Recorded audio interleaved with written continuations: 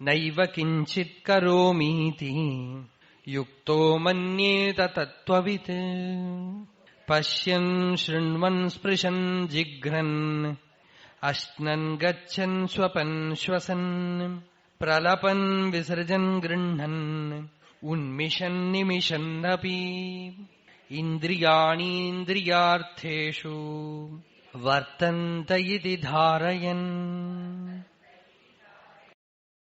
നൈവ കിഞ്ചിത് കരോമീതി യുക്തഃ സമാഹിതഃ സൻ മന്യേത ചിന്തയേത് തത്വവിത് ആത്മനഃ യാഥാത്മ്യം തത്വം വേത്തി ഇതി തത്വവിത്. പരമാർത്ഥദർശി, പരമാർത്ഥദർശിയായിട്ടുള്ള തത്വജ്ഞാനി എല്ലാം നടക്കുമ്പോഴും സഹജമായ ബോഡിലി ആക്ഷൻസ് അതൊക്കെ നടക്കുമ്പോ എന്തൊക്കെ നടക്കുന്നു? പശ്യന്, ശൃണ്വന്, സ്പൃശന്, ജിഗ്രന്, അശ്നൻ, ഗച്ഛൻ, സ്വപൻ, ശ്വസൻ, പ്രലപൻ, വിസൃജൻ, ഗൃഹ്ണൻ, ഉന്മിഷൻ, നിമിഷന്നപി. നാച്ചുറൽ ബോഡിലി പ്രോസസ് എന്തൊക്കെ ഉണ്ടോ അതൊക്കെ നടക്കുന്നു. അദ്ദേഹം കാണുന്നു, കേൾക്കുന്നു, സ്പർശിക്കുന്നു, മണക്കുന്നു, ഭക്ഷിക്കുന്നു, നടക്കുന്നു, ശ്വസിക്കുന്നു, ഉറങ്ങുന്നു, പ്രലപനം വർത്തമാനം പറയുന്നു, വിസർജനം നടത്തുന്നു, സ്വീകരിക്കുന്നു, കണ്ണടയ്ക്കുന്നു, തുറക്കുന്നു, എല്ലാം ചെയ്യുമ്പോഴും നൈവ കിഞ്ചിത് കരോമി, ഇതിലൊന്നും തന്നെ അദ്ദേഹത്തിന്റെ അഹന്ത ചെന്ന് മിക്സ് ആവുന്നില്ല.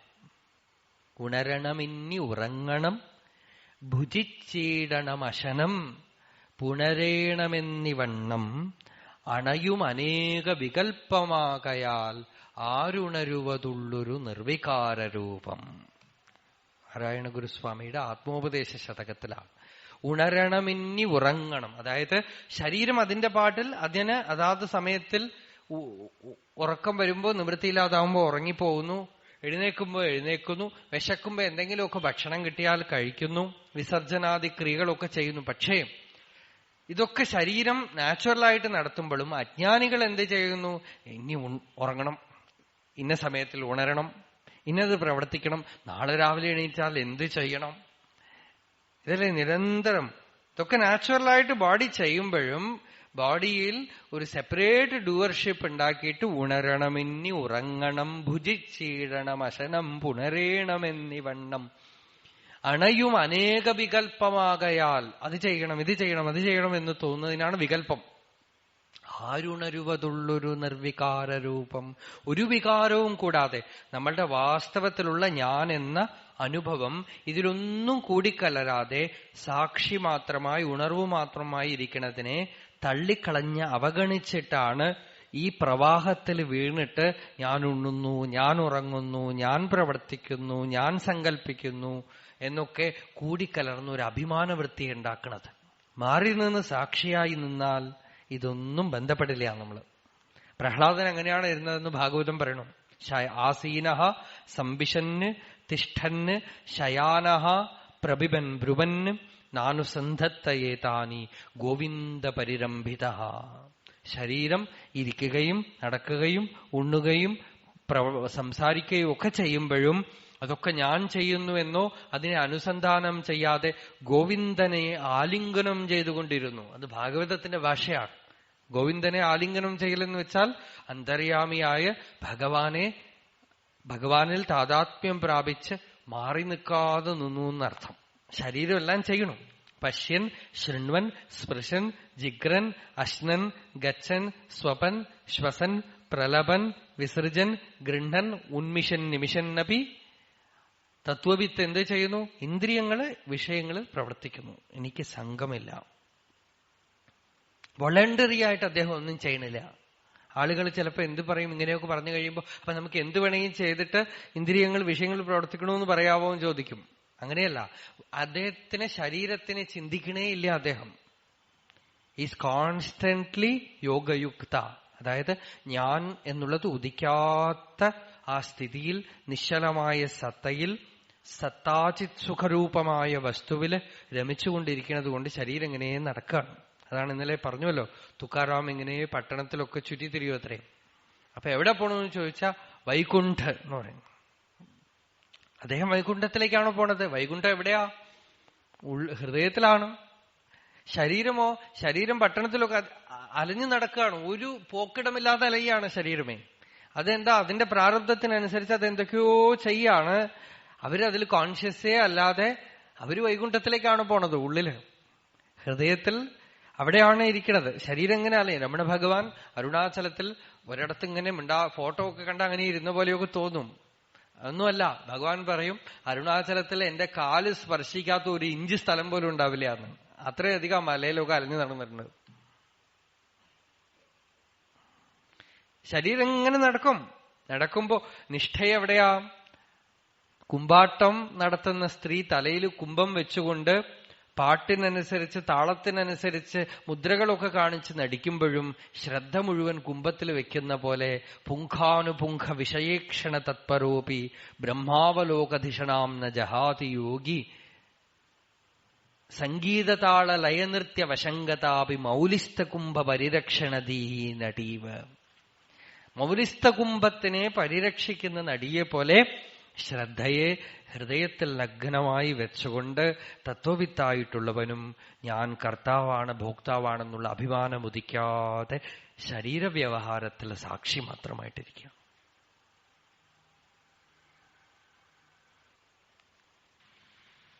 ഞാനും ഇതിലെ കർമ്മയോഗിയാണ്. അതിന് ഫലം എന്താ അവിടെ സംഭവിക്കണമെന്ന് എനിക്ക് പിടിയില്ല. അതുകൊണ്ട്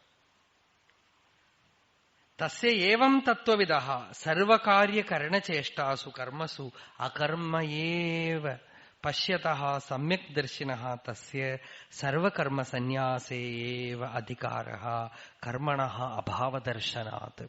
ഇങ്ങനെ ഒരു സ്റ്റേജ് ഒരാൾക്ക് വന്നു കഴിഞ്ഞാൽ അയാൾ സർവകർമ്മ സന്യാസിയാണ്. അപ്പോഴാണ് അയാളെ സന്യാസി എന്ന് ശ്രീശങ്കരൻ പറയണത്.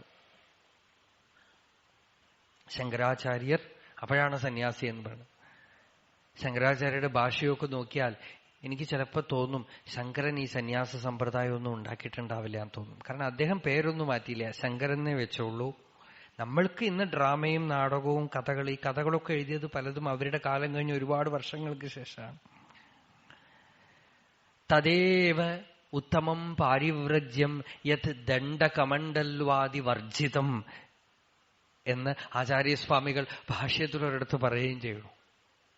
ഉത്തമം പാരിവ്രജ്യം ദണ്ഡകമണ്ഡൽവാദി വർജിതം. ദണ്ഡം കമണ്ഡലം ഒന്നുമില്ല എന്നാണ് ആ പാരിവ്രജ്യത്തിന്. ബാഹ്യചിഹ്നങ്ങളൊന്നുമില്ല.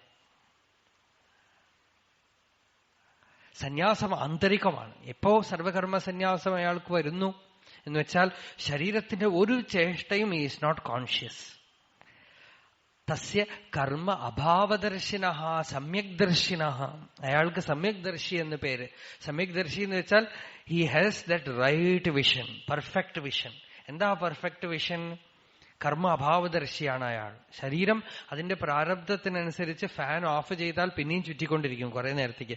അതുപോലെ ശരീരം എന്തൊക്കെയോ ചെയ്തുകൊണ്ടിരുന്നാലും അയാൾക്ക് ശരീരത്തിന്റെ ചേഷ്ടകളൊന്നും ആത്മാവിൽ ആരോപിക്കുന്നില്ല. ഞാൻ ചെയ്യണു എന്ന് ഉദിക്കണില്ല. അയാൾ കർമ്മ അഭാവദർശിയാണ്. അതാണ് തസ്യ ഏവം തത്വവിദഃ സർവകാര്യകരണചേഷ്ടാസു കർമ്മസു. ഉള്ളിൽ കാര്യം, പുറമേക്ക് കരണങ്ങളുടെ ചേഷ്ട, അതുകൊണ്ടുണ്ടാവുന്ന കർമ്മങ്ങളിലൊക്കെ തന്നെ അകർമ്മയേവ പശ്യതഃ. അയാൾ ചെയ്യുന്നതൊക്കെ അകർമ്മമാണെന്നാണ്. ഇയാളുടെ കർമ്മയോഗമല്ല. ഈ ജ്ഞാനം വന്നു കഴിഞ്ഞാൽ കർമ്മയോഗം എന്നുള്ളതിന് ബൗണ്ടറി ഉണ്ട്. നമ്മൾ കർമ്മം ചെയ്യുന്നു എന്നുള്ള വിചാരം നമുക്കുണ്ട്. എന്നിട്ട് എന്ത് ചെയ്യുന്നു? കായേന വാചാ മനസേന്ദ്രിയർവാ ബുദ്ധ്യാത്മനാവാ പ്രകൃതേ സ്വഭാവാത് കരോമി യദ്യത് സകലം പരസ്മൈ നാരായണായേതി സമർപ്പയാമി. That is a spiritual practice, കർമ്മയോഗം. രമണ ഭഗവാൻ പറയും, വട്ടിയെ വെച്ചിണ്ട് മുതല വെച്ചിണ്ട് വട്ടി കൊടുക്കற മാതിരി. ഡെപ്പോസിറ്റ് അവിടെ ഉണ്ട്, ഇൻട്രസ്റ്റ് കൊടുക്കുകയാണ് നമ്മൾ. ഇൻട്രസ്റ്റ് നമ്മൾ ഉപയോഗിക്കുന്നതിന് പകരം ഇൻട്രസ്റ്റ് ഭഗവാന് കൊടുക്കുകയാണ്. ഡെപ്പോസിറ്റ് അവിടെ ഉണ്ട്. ജ്ഞാനയോഗം എന്താണ്? ഡെപ്പോസിറ്റ് തന്നെ ഗവൺമെന്റ് വിഴുങ്ങിക്കളഞ്ഞാൽ പിന്നെ ഇൻട്രസ്റ്റ് അവിടെ കൊടുക്കും അല്ലേ? ഡെപ്പോസിറ്റിനെ ഒരു വിഴുങ്ങിയാൽ പിന്നെ ഇൻട്രസ്റ്റ് ഒന്നും കൊടുക്കാൻ ആളില്ല. മുതലൈ മുഴുങ്ങിനോൻ. മുതലിനെ എടുത്ത് വിഴുങ്ങിക്കളഞ്ഞാൽ പിന്നെ പലിശ ആര് കൊടുക്കും? പലിശ കൊടുക്കാൻ ഒന്നുമില്ല. മുതൽ തന്നെ വിഴുങ്ങിക്കളഞ്ഞാൽ എന്നുവെച്ചാൽ കർമ്മം ചെയ്യുന്ന ആള് തന്നെ അവിടെ നിന്ന് പോയാൽ പിന്നെ ഫലത്തിനെ ത്യാഗം ചെയ്യാനോ ഭഗവാന് കൊടുക്കാനോ ഒന്നുമില്ല. അതാണ് ജ്ഞാനം കൊണ്ടുള്ള സന്യാസത്തിനും കർമ്മയോഗത്തിനും വ്യത്യാസം. ഇവിടെ സന്യാസം എന്ന് ഭഗവാൻ അർജുനൻ ചോദിക്കുകയും ഭഗവാൻ ഉത്തരം പറയുകയും ചെയ്ത സന്യാസം ജ്ഞാനം കൊണ്ടുള്ള സന്യാസമല്ല. അത് സ്പിരിച്വൽ പ്രാക്ടീസ് ആയിട്ടുള്ള സന്യാസമാണ്. എല്ലാം ഉപേക്ഷിച്ച് വേദാന്ത വിചാരം ചെയ്ത് അവിടെ ഞാൻ കർത്താവാണ് ഭോക്താവാണ് അജ്ഞാനം ഒക്കെ നിൽക്കുന്നുണ്ട്.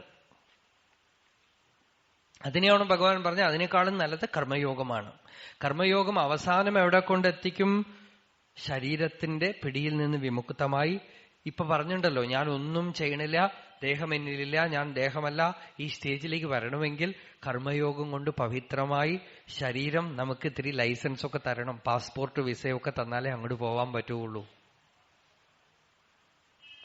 അല്ലെങ്കിൽ പാസ്പോർട്ട് വിസയൊന്നും ഇല്ലാതെ കയറാൻ പറ്റുമോ? പ്ലെയിനില് ഫോറിൻ കൺട്രീസിലേക്ക് പോകാൻ പറ്റില്ലല്ലോ. എവിടെയെങ്കിലും കള്ളത്തരം ചെയ്ത് പോയാൽ പിന്നെയും പിടിച്ചുകൊണ്ടുവരും ഇടയ്ക്ക്, അല്ലേ? അതുപോലെ നമ്മൾക്ക് അങ്ങോട്ട് പോകാൻ പറ്റില്ല, പാസ്പോർട്ട് വിസ ഇല്ലാതെ പോകാൻ പറ്റില്ല.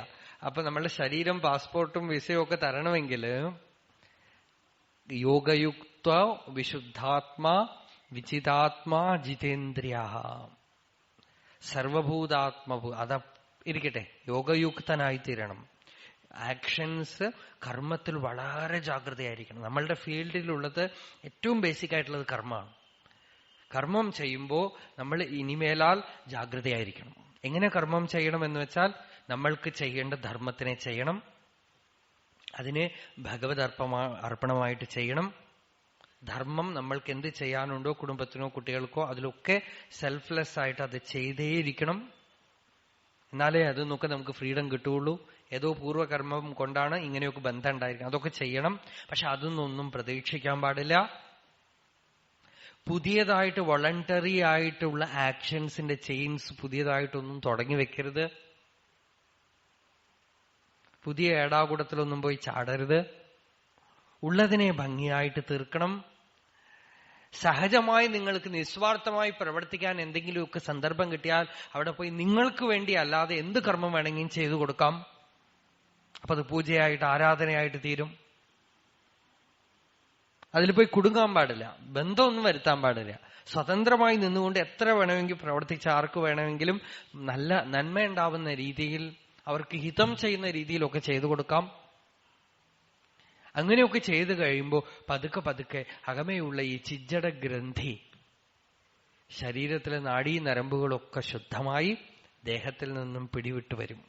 അങ്ങനെ ആവുമ്പോഴാണ് നെക്സ്റ്റ് സ്റ്റെപ്പ് ഭഗവാൻ പറഞ്ഞത് നൈവ കിഞ്ചിത് കരോമി, ഞാനൊന്നും ചെയ്യണില്ല. കാണുന്നു, കേൾക്കുന്നു, മണക്കുന്നു, വ്യവഹരിക്കുന്നു, എല്ലാം ചെയ്യുമ്പോഴും ഇന്ദ്രിയങ്ങൾ വിഷയങ്ങളിൽ വ്യവഹരിക്കുന്നു, എനിക്ക് സംബന്ധമില്ല, ഞാൻ സാക്ഷി മാത്രമാണ് എന്ന് ഉണർവില് നിഷ്ഠനായിട്ടുള്ള ജ്ഞാനിക്ക് കർമ്മ അഭാവദർശിയാണ്. മൂന്നാമത്തെ അധ്യായത്തിൽ ഭഗവാൻ പറഞ്ഞു, കർമ്മണി അകർമ്മയ പശ്യേത് അകർമ്മണി ച കർമ്മയാ. നിരന്തരം പ്രവർത്തിക്കുമ്പോഴും അദ്ദേഹം ഈസ് ടോട്ടലി ഇൻ സ്റ്റിൽനെസ്. ഉള്ളില് നിശ്ചലമായ കേന്ദ്രത്തിലിരിക്കുകയാണ്, ഒന്നും ചെയ്യണില്ല, നത്തിങ് ഈസ് ഹാപ്പനിങ്. ശരീരം പ്രവർത്തിക്കുന്നു, മനസ്സ് ലോകത്തിന് വേണ്ടി എന്തു വേണമെങ്കിൽ ചിന്തിക്കുകയും ചെയ്യുകയൊക്കെ ചെയ്യുമ്പോഴും അതിനു പുറകിൽ സംഗീതത്തിൽ രാഗം താളമൊക്കെ മാറി വരുമ്പോഴും മാറാതെ നിൽക്കുന്ന ശ്രുതി പോലെ പുറകെ ഒരു സമ്പർക്കം കൊണ്ടും ദൂഷിക്കാത്തതായ ഒരു സ്രോതസ്സിനെ, ഉണർവിനെ കുറിച്ച് അയാൾ നിരന്തരം ബോധവാനാണ്. ശരീരം ചെയ്യുന്ന കർമ്മങ്ങളുകൊണ്ടോ മനസ്സ് ചെയ്യുന്ന കർമ്മങ്ങളുകൊണ്ടോ ആ സ്രോതസ് വിച്ഛിന്നമാവുന്നില്ല. അപ്പൊ ഇയാൾ ചെയ്യുന്ന പ്രവൃത്തികളൊക്കെ തന്നെ ആ സ്രോതസ്സിൽ അർപ്പിതമാണ്. അതാണ് അടുത്ത ശ്ലോകം. നോക്കാം. ബ്രഹ്മണ്യാധായ കർമാണി സംഗം ത്യക്ത്വാ കരോതി യഃ ലിപ്യതേന സ പാപേന പദ്മപത്രമിവാംഭസ. ഇവിടെ പറയണത് തത്വവിത്തിന്റെ കാര്യമല്ല. തത്വവിത്തിനെ കുറിച്ച് ഭഗവാൻ പറഞ്ഞു, യസ്തു പുനഃ അതത്വവിത്ത് പ്രവൃത്തശ്ച കർമ്മയോഗേ. കർമ്മയോഗത്തിൽ പ്രവർത്തിക്കുന്ന, തത്വം അറിഞ്ഞിട്ടില്ല, അയാൾ തത്വനിഷ്ഠനല്ല, അങ്ങനെയുള്ള ആൾ എങ്ങനെ പ്രവർത്തിക്കണമെന്ന് വെച്ചാൽ ബ്രഹ്മണി ഈശ്വരേ നിക്ഷിപ്യ ആദായ തദർത്ഥം കർമ്മ കരോമി. ഞാൻ ചെയ്യണമെന്നുള്ള ഭാവമുണ്ട്, പക്ഷെ ഈ ശരീരം ചെയ്യണതൊക്കെ എന്തിനാ? ഭഗവാന് വേണ്ടിയിട്ടാണ്. ഭഗവാൻ സന്തോഷിക്കട്ടെ. ഏയാ തുഷ്യതി അധോക്ഷജാഹ. ഭഗവാൻ സന്തോഷിക്കട്ടെ.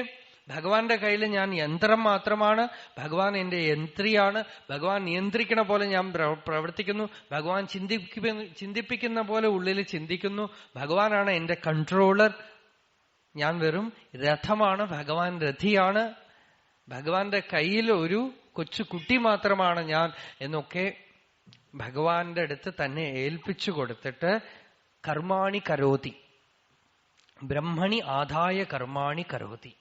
ബ്രഹ്മത്തിൽ കർമ്മത്തിനെയൊക്കെ സമർപ്പിച്ചിട്ട് ചെയ്യാണ്. അങ്ങനെയുള്ള ആള് ലിപ്യതേ നസ പാപേന. പാപം കൊണ്ട് അയാൾ കളങ്കപ്പെടില്ല. പാപം എന്ന് വെച്ചാൽ എന്താ? കർത്തൃത്വ ബുദ്ധി തന്നെ പാപം. വീണ്ടും വീണ്ടും നമ്മൾക്ക് പുതിയ ചെയിൻസ് തുടങ്ങി വെക്കുന്നതാണ് പാപം എന്ന് പറയണത്. സർവകർമ്മ നസ പാപേന സമ്പദ്യതേ പത്മപത്രമിവ അംബസ. കേവലം സത്വശുദ്ധി മാത്രമേവ ഫലം തസ്യ തത്വകർമ്മണ സ്യാത് തത്കർമ്മണ സ്യാത്. ഇങ്ങനെ കർമ്മം ചെയ്യുന്നത് കൊണ്ട് അയാൾ താമരയിലയില് കിടക്കുന്ന വെള്ളം എങ്ങനെ തൊടാതിരിക്കുന്നുവോ അതുപോലെ പാപം അയാളെ സ്പർശിക്കില്ല. പലാശപത്രം. അതേപോലെ സത്വശുദ്ധി ഉണ്ടാവും. നമ്മൾ മുമ്പ് പറഞ്ഞ പോലെ സത്വശുദ്ധി അതിന് ഫലം ഉണ്ടാവും. ക്രമേണ അയാൾക്ക് ഉള്ളില് തത്വം തെളിഞ്ഞു വരും. അയാൾക്ക് ഈ സമർപ്പിക്കേണ്ട ആവശ്യമില്ല എന്ന് മനസ്സിലാവും. ഇനി ഈശ്വരന് വേണ്ടിയാണ് ചെയ്യണത് എന്നൊന്നും പറയേണ്ട ആവശ്യമില്ല. ഉള്ളിൽ ഈശ്വരൻ അഥവാ അന്തര്യാമിയേ ഉള്ളൂ. ഞാൻ എന്നുള്ള അഹങ്കാരം വാസ്തവത്തിൽ സത്യമല്ലെന്നും നിത്യശുദ്ധ ബുദ്ധമുക്ത സ്വഭാവമായ ഒരു സത്ത മാത്രമേ ഉള്ളൂ എന്നും അതാണ് ഉണ്മയായിട്ടുള്ള സത്യമെന്നും തത്വത്തിനെ അകുമേ കാണുമ്പോ ആ സത്തയെ ഈ അഹങ്കാരത്തിന്റെ ചലനമോ മനസ്സിന്റെ ചലനമോ ശരീരത്തിന്റെ കർമ്മങ്ങളോ ഒന്നും സ്പർശിക്കണില്ലെന്നും, സ്ക്രീനിൽ എന്തൊക്കെ സിനിമ കാണിച്ചാലും സിനിമയൊന്നും സ്ക്രീനിനെ തൊടില്ലല്ലോ. സിനിമയില് തീ പിടിച്ചാലും, സിനിമയിൽ മഴ പെയ്താലും, സിനിമയിൽ യുദ്ധം നടന്നാലും, സിനിമയിൽ കല്യാണം കഴിഞ്ഞാലും സ്ക്രീനിനെ തൊടാത്ത പോലെ ഈ നിശ്ചലമായ അധിഷ്ഠാനത്തിന് ശരീരത്തിന്റെ പ്രവൃത്തികളോ മനസ്സിന്റെ ചാഞ്ചല്യമോ ബുദ്ധിയുടെ കാലുഷ്യമോ അഹങ്കാരത്തിന്റെ ഉദയാസ്തമനങ്ങളോ ഒന്നും തന്നെ ആ അധിഷ്ഠാനത്തിന് അല്പം പോലും തൊടുന്നില്ലെന്ന് തത്വവിത്തായിട്ടുള്ളവൻ അകമേ തത്വത്തിനെ കാണുന്നു. അവൻ സമ്യക് ദർശിയാണ്. അവൻ ജീവൻ മുക്തനാണ്, അവൻ ഗുണാതീതനാണ്, അവൻ സ്ഥിതപ്രജ്ഞനാണ്. അവനെ യാതൊന്നും ബന്ധിക്കില്ല. നൈവ കിഞ്ചിത് കരോമീതി യുക്തോ മന്യേത തത്വവിത് പശ്യൻ ശൃണ്വൻ സ്പൃശൻ ജിഗ്രൻ. അയാൾക്ക് ഇനി പ്രത്യേകിച്ച് ധ്യാനമൊന്നും വേണ്ട, പ്രത്യേകിച്ച് മെഡിറ്റേഷൻ സാധനമൊന്നും വേണ്ട അദ്ദേഹത്തിന്. അദ്ദേഹം തന്റെ ധർമ്മം ശരീരം കൊണ്ട്, ഇപ്പൊ കൃഷ്ണൻ പ്രവർത്തിച്ചില്ലേ, കൃഷ്ണൻ നിത്യനിരന്തരം പ്രവൃത്തിയിൽ ഏർപ്പെട്ടുകൊണ്ടിരുന്നു. ശ്രീശങ്കരാചാര്യർ നിത്യനിരന്തരം പ്രവൃത്തിയിൽ ഏർപ്പെട്ടുകൊണ്ടിരുന്നു. എന്നിട്ടും ഞാനൊന്നും ചെയ്യുന്നില്ല എന്നാണ്. അസംഗോഹം അസംഗോഹം അസംഗോഹം പുനഃപുനഃ സച്ചിദാനന്ദരൂപോഹം അഹമേവാഹം അവ്യയ. എനിക്കൊന്നിനോടും സംഘമില്ല, ഒന്നിനോടും സംഘമില്ല, ഒന്നും എന്നെ സംഘപ്പെടുത്തില്ല എന്നുള്ള ഉണർവോടുകൂടി അവർ നിരന്തരം ലോകമംഗളത്തിന് വേണ്ടി പ്രവർത്തിച്ചുകൊണ്ടിരുന്നാലും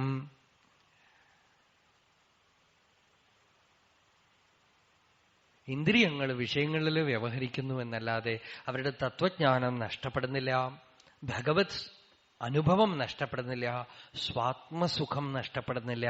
അങ്ങനെയുള്ളതാണ് ലക്ഷ്യസ്ഥാനം. ഗീതയുടെ ലക്ഷ്യപുരുഷൻ ഈ തത്വവിത്താണ്. തത്വജ്ഞാനം ഉണ്ടാവാനുള്ള മാർഗമാണ് കർമ്മയോഗം എന്ന് പറയണത്. കർമ്മയോഗം കൊണ്ട് ചിത്തം ശുദ്ധമാവും. ശുദ്ധമായ ചിത്തത്തില് ആത്മതത്വം പ്രകാശിക്കും. എല്ലാ സാധനയും ചിത്തശുദ്ധിക്കാണ്. അപ്പൊ നമ്മള് ഓർമ്മ വെക്കേണ്ടത് എന്താ? കർമ്മയോഗമാണ്. Most simple. കർമ്മയോഗത്തിന് ഭക്തി കൂടാതെ കഴിയില്ല. ഭഗവത് ആശ്രയം കൂടാതെ സാധിക്കില്ല.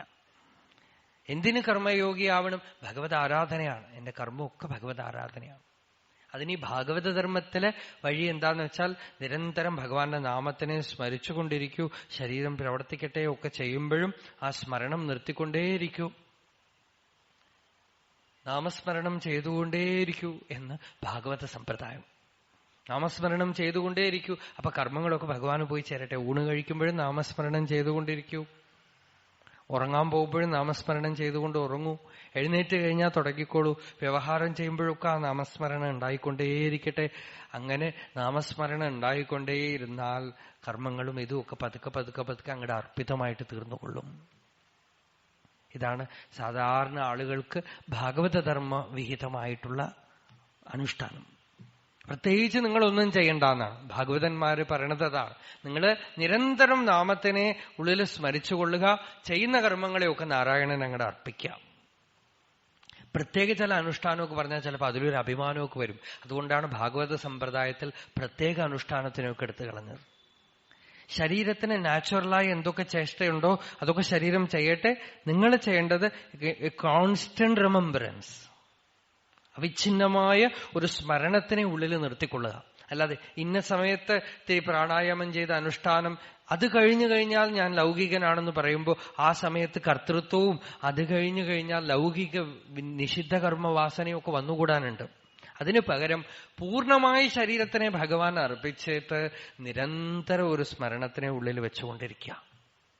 ഒറ്റയടിക്ക് അങ്ങോട്ട് മറന്നു കളയാന്നാണ്.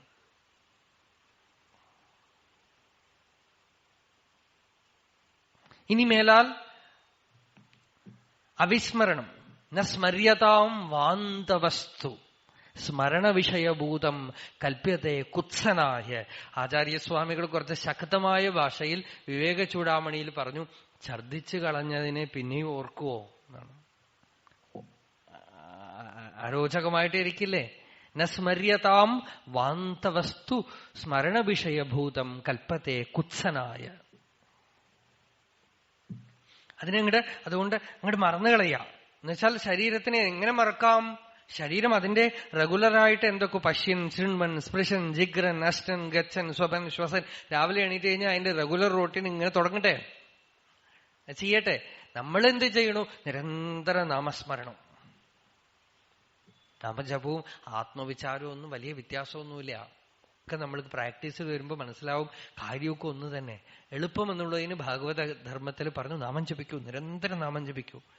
ഭാഗവതക്കാര് ചെയ്തതും അതാണ്. സെപ്പറേറ്റ് ആയിട്ടൊന്നും ചെയ്യേണ്ട എന്നാണ്. നിങ്ങളൊക്കെ നിങ്ങളുടെ റെഗുലർ കാര്യമൊക്കെ ചെയ്തുകൊള്ളൂ. സെപ്പറേറ്റ് ആയിട്ട് വല്ലതും ചെയ്തിട്ട് അതിലൊരു അഭിമാനം വരുന്നതിനേക്കാളും നിങ്ങളുടെ സാധാരണ ചേഷ്ടകളിൽ ഭഗവൻ നാമജപത്തിനെ കൂടെ ചേർത്തുകൊള്ളൂ. അതിൽ വലിയ അഭിമാനമൊന്നും വരാൻ വഴിയില്ല. അതിനെ അങ്ങോട്ട് കൂടെ ചേർത്തുകൊള്ളൂ. അഭിമാനത്തിന് വിട്ടുകൊള്ളൂ. ശരീരം അതിന്റെ പാട്ടില് ലോകകർമ്മങ്ങൾ കാര്യങ്ങളൊക്കെ ചെയ്യട്ടെ, നാമസ്മരണ ഉണ്ടായിക്കൊണ്ടിരിക്കട്ടെ. അല്ലെങ്കിൽ നിരന്തര ആത്മവിചാരം ഉണ്ടായിക്കൊണ്ടിരിക്കട്ടെ. എല്ലാ ശരീരം പ്രവർത്തിക്കുമ്പോഴും ഈ പ്രവർത്തിക്കുന്ന ആളാരാണെന്നുള്ള ഓർമ്മ വിട്ടുകളയാതിരിക്കുക. ആര് പ്രവർത്തിക്കുന്നു? ഞാനാര്? ഞാൻ എന്താണ്? അഭിമാനം ഉദിക്കുന്ന ആ ഹൃദയസ്ഥാനത്തിലേക്ക് ശ്രദ്ധിച്ചുകൊണ്ടേയിരിക്കാം. കർമ്മങ്ങളൊക്കെ ചെയ്യുന്ന ഈ ഞാൻ ആരാണ്? ഊണ് കഴിക്കാനിരിക്കുമ്പോൾ കുറച്ചു നേരത്തേക്ക് ഒന്ന് ശ്രദ്ധിക്കാം. വായിൽ ഊണിടുന്നു, ഇത് പോയി എന്ത് സംഭവിക്കണമെന്നും അറിയില്ല. ഈ കൈ ഇവിടുന്ന് എങ്ങനെ ഉയരണമെന്നും എനിക്കറിയില്ല. ഇതിന്റെ കൺട്രോൾ എന്റെ കയ്യിലില്ല. ചിലപ്പോൾ ഉയർത്താൻ കഴിയാതാവാം. ഭക്ഷണം ഉള്ളിൽ പോകുന്നു, ജീർണിക്കുന്നു, പല പ്രക്രിയകളും ഉള്ളിൽ സംഭവിക്കണു. ഇതൊന്നും എന്റെ കൺട്രോളിലല്ല. അപ്പോ അഹം വൈശ്വാനരോ ഭൂത്വാ പ്രാണിനാം ദേഹമാശ്രിത പ്രാണാപാന സമായുക്തോ പചാമ്യന്നം ചതുർവിധം. ആ ശ്ലോകത്തിനെ ഓർമ്മിച്ചുകൊണ്ട് ഊണ് കഴിക്കുക. ഡൈജഷനും ഞാനല്ല നടത്തുന്നത്, ഉള്ളിലുള്ള നാരായണനാണ്. ഉറങ്ങാൻ പോകുമ്പോ കിടന്നു കഴിയുമ്പോ ചിന്തിക്കുക, ഉറക്കം എങ്ങനെ വരണമെന്ന് എനിക്കറിയില്ല. ഈ ഉറക്കം എന്ന് പറയുന്ന പ്രക്രിയ തന്നെ എന്താണെന്ന് എനിക്കറിയില്ല. എന്തോ ഒന്ന് സംഭവിക്കണു, ഒക്കെ മറന്നുപോകുന്നു. പക്ഷെ അജ്ഞാനം കൊണ്ട് രാവിലെ എണീറ്റിട്ട് ഞാൻ ഉറങ്ങി എന്ന് പറയാണ്. ഞാനൊന്നുമല്ല ഉറങ്ങിയത്, ഉറക്കം സംഭവിച്ചതാണ്. അതിന്റെ കൺട്രോൾ എന്റെ കയ്യിലില്ല. ഇങ്ങനെ ഓരോ പ്രോസസ്സിനെയും ചിന്തിച്ചു കഴിയുമ്പോൾ മനസ്സിലാവും, ശരീരം ഞാനല്ല, ശരീരം എന്റെ അല്ല, ശരീരത്തിന് ഞാനല്ല കൺട്രോൾ ചെയ്യണത്, ശരീരം ഏതോ ഒരു സൂപ്പർ ഇന്റലിജൻസ് കൊണ്ട് കൺട്രോൾ ചെയ്യപ്പെട്ട് ഇവിടെ പ്രവർത്തിച്ചു കൊണ്ടിരിക്കുകയാണ്. അതിന്റെ ഉള്ളിൽ അജ്ഞാനം കൊണ്ടൊരു ഞാൻ എന്നുള്ള അഹങ്കാരം കടന്നിട്ട് ഞാൻ ഉണ്ണുന്നു, ഞാൻ ഉറങ്ങുന്നു, ഞാൻ പ്രവർത്തിക്കുന്നു, ഞാൻ വ്യവഹരിക്കുന്നു, എന്റെ ശരീരം, ഞാൻ ഊണ് കഴിച്ചു, എനിക്ക് ജീർണിച്ചു, എനിക്ക് ജീർണിച്ചില്ല എന്നൊക്കെ പറയാണ് എന്നൊക്കെ. ഇത് നല്ലവണ്ണം ശ്രദ്ധിക്കുമ്പോൾ ദേഹം ഞാനല്ലെന്നും ദേഹം എന്റെ അല്ലെന്നും ദേഹം എനിക്ക് വേണ്ടിയുള്ളതല്ലെന്നും, അത് നേച്ചറില് സർവേശ്വരന്റെ അല്ലെങ്കിൽ അന്തര്യാമിയുടെ ഒരു മാനിഫെസ്റ്റേഷൻ, ഒരു പെക്യൂലിയർ മാനിഫെസ്റ്റേഷനാണ് ഈ ദേഹമായിട്ട് നിൽക്കണതെന്നും ഒക്കെ മനസ്സിലായി കഴിയുമ്പോൾ ദേഹം തന്നെ ഒരു ദിവ്യവസ്തുവായിട്ട് തീരും, ഒരു അവതാരമായിട്ട് തീരും.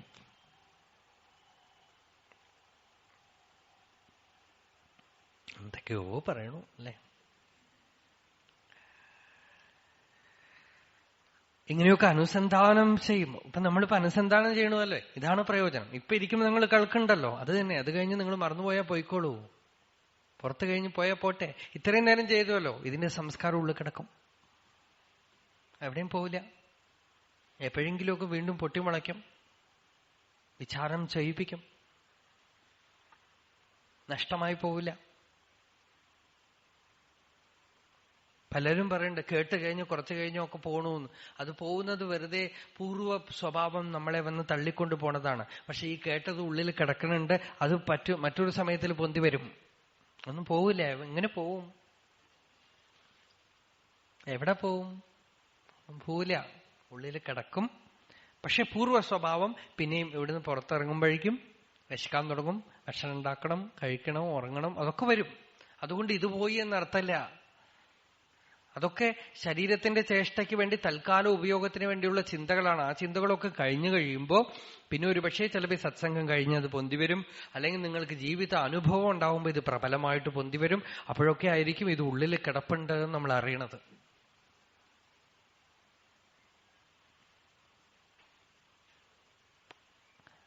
അത് നമ്മളെ വന്ന് പിടിക്കണ വരെ അത് ഉള്ളിൽ കിടക്കും.